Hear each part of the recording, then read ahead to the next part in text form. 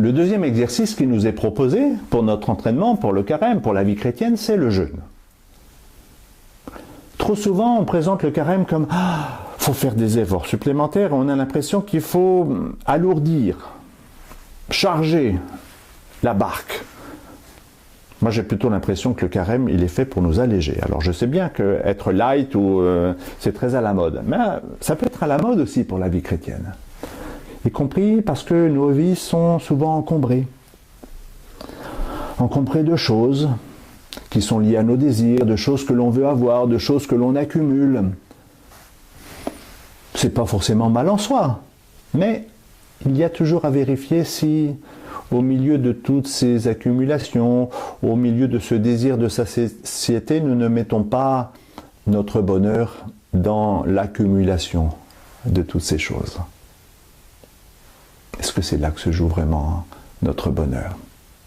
Et donc, le carême nous est proposé comme un temps de liberté. Un temps pour vérifier notre liberté.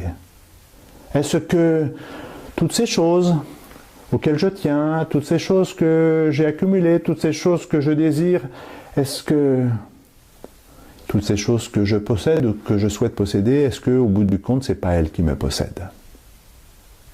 Et donc, un des grands moyens de vérifier, c'est d'être capable de vérifier concrètement que je peux, pendant une journée, être plus libre par rapport à ce besoin fondamental qui est de manger, de nourrir. Mais il n'y a pas que la nourriture. Je disais ça récemment à des jeunes qui sont branchés sans arrêt sur un tas d'appareils. Est-ce que nous sommes capables, à certaines heures, de nous débrancher? Pourquoi? Pour vérifier que nous sommes capables de nous brancher sur nous-mêmes, sur le mystère de notre propre vie, et de vérifier dans le silence de notre vie que le silence n'est pas vide, et puis de nous brancher sur le Seigneur. C'est la prière que j'évoquais dans un autre enregistrement. Vérifier que nous sommes libres. Vérifier que nous sommes libres par rapport à un certain nombre d'addictions. Vous savez, hein? Addiction au tabac, addiction à l'alcool, addiction à Internet. Voilà. Être capable à un certain moment de débrancher.